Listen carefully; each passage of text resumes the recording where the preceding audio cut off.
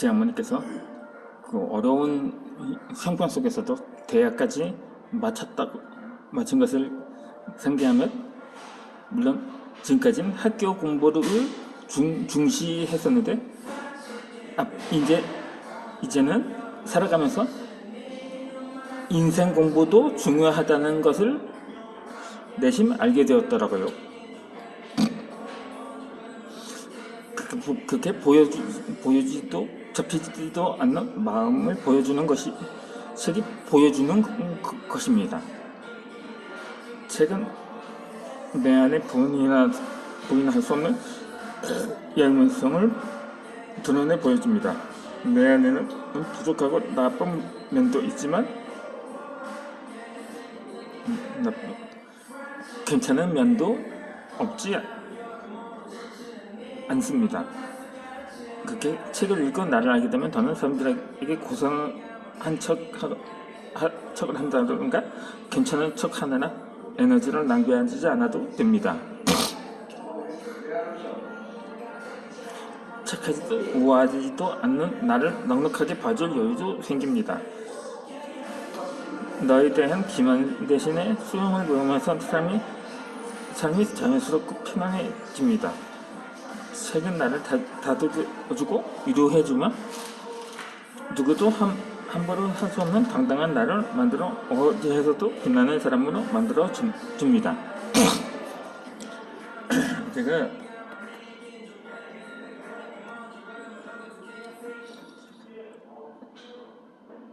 이 연암 박지원은 사람마다 취향이 다르니 끓이는 책을 먼저 읽으려고 했습니다. 이원함은 사서 성경도 공부했지만 더 끌렸던 것은 사기와 산문 등 개성 있는 내용의 중국 소설과 에세이였습니다. 이 에세이라는 게 오늘날에서만 생겨난 장르가 아니야. 이미 사실 이 에세이도 고전이라고도 할 수가 있는 거죠.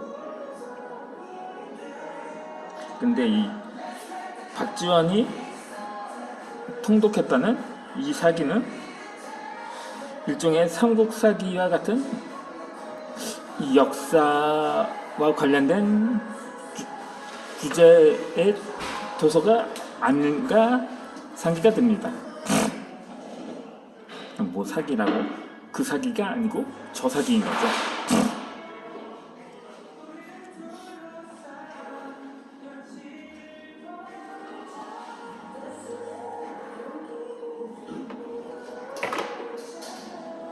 근데 책을 봐도 사람이 책을 보는데 어떠한 책을 보느냐에 따라 그 사람의 심리도 달라질 수가 있다고 봅니다. 물론 책을 읽는다고 무슨 그 책을 보면서 범죄에 빠지는 사람도 있다면서 책에 대한 거부감을 갖는 사람들의 핑계에 지내지 않는다는 거죠. 이를테면 예전에 이 납치 연쇄살인 사건이라고 있었거든요. 한 대학생이 그 여자친구랑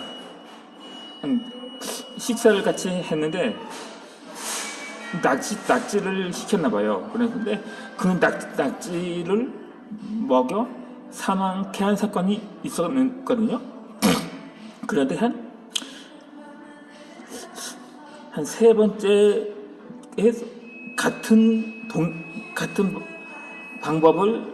방법으로 접근했다가 이 발각이 되었는데, 그런데 그가 평소에 추리 소설에 심취했다고 합니다. 그렇다면 이 추리 소설을 즐겨 읽는 사람은 그 사람이 주인공을 롤모델로 삼았는지, 아니면 등장인물 중에 일부를 롤모델 삼았는지, 물론 아마 그 대학생은 아마 후자를 롤모델 삼았을 것으로 사료가 됐는데, 꼭 추리소설 읽는 사람들은 전부 범죄에 빠진다는 보장은 없거든요. 그 책을 보면서 형사가 된 사람도 있고, 아니면 검사가 된 사람도 있을 것입니다.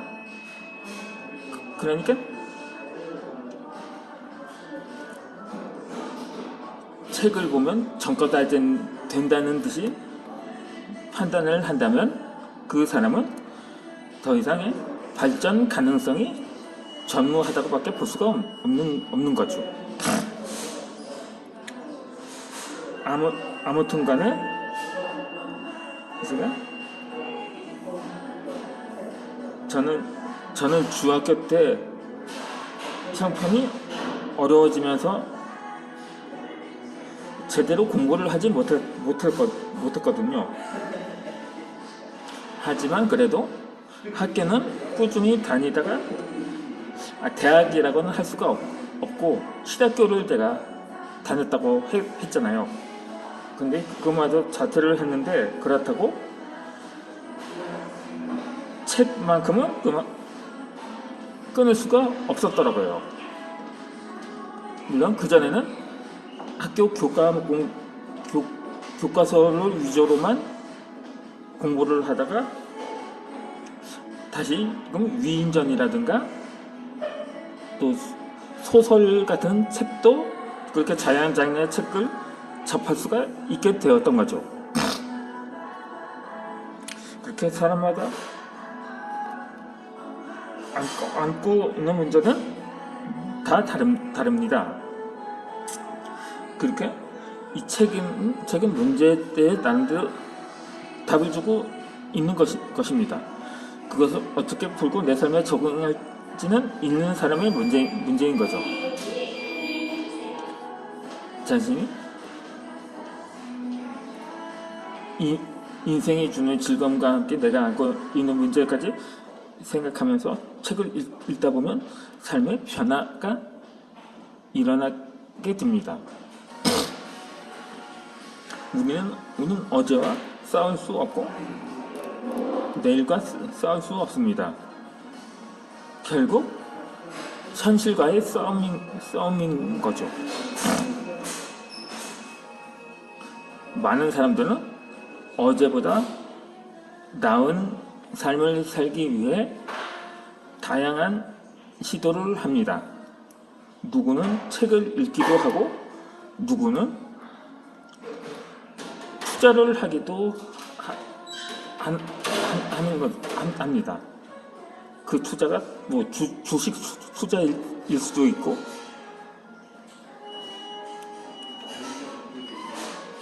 저처럼 다양한 직종에 도전을 해보기도 하고, 물론 저뿐만 아니라 많은 사람들이, 더군다나 요즘은 평생 직장이라는 개념은 호랑이 담배 피던 시절의 얘기가 된 것처럼 하나의 직업에 만족해야 하는 사람은 없습니다.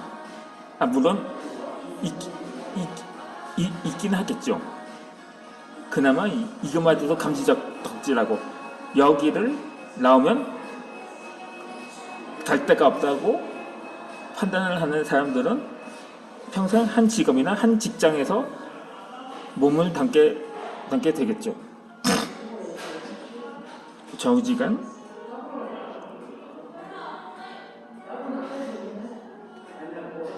마음에 끌리는 일을 하다 보면은 그 일에 자연스럽게 적응이 되고 집중을 하게 되면 흥미를 느끼게 됩니다. 다른 사람들이 하는 일이 아무리 좋아 보여도 그렇게 굳이 신경 쓰지 말고 내 마음에 끌리는 일을 하는 것입니다. 그 중에는 독서도 포함되는 거죠. 오죽하면 어떤 사람은 직업이 독서가라고 기록하는 한 사람도 있더라고요. 제가 어떤 책을 보니까 그러다 보니까 동기부여가 독서가 외에도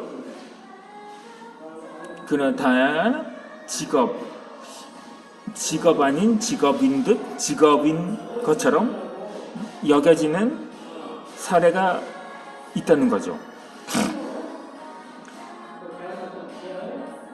요즘도 저는 독서법이나 글쓰기 관련 책을 즐겨 읽습니다. 그러한 부류의 책들은 나의 부족한 부분을 찾고 성장에 의해 읽은 것이기 때문에 특히 많이 선호를 하고 있죠.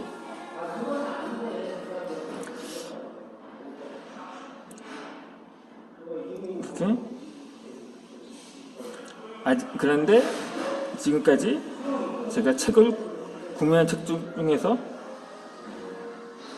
책 구매만 해놓고 한 번도 읽지 않은 책도 있습니다. 하지만 구매한 지가 워낙 오래돼서 그 내용이 기억이 나지 않는 책도 있는데, 예전에 심지어 그 저자명조차 기억이 나지 않거든요. 제가 중2 때인가? 그건 시도 아니고 제가 일기장 옆에 쓴 건 시인데 시집이 아니라, 그렇다고 그것이 소설책도 아니라 약간 지리 관련 책인 듯 했는데, 예전에 교보문고에서 책을 구매했었거든요. 그땐 제가 어느 정도 지리에도 관심이 있다 보니까 임진강이라는 제목의 책을 구매한 적이 있었거든요.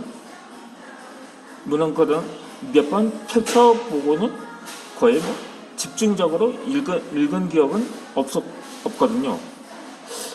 그러다 보니까 예전에 지인이 선물한 선물 중에 책이 있었는데 그 책을 아직 읽어보진 못했습니다. 근데 못했다고 안 했다고 하기엔 좀 그렇고, 아직 못했다고 볼 수가 있죠. 제가 입맛에 맞는 장르만 선호하다 보니까 이어서 영상을 올려드리겠습니다.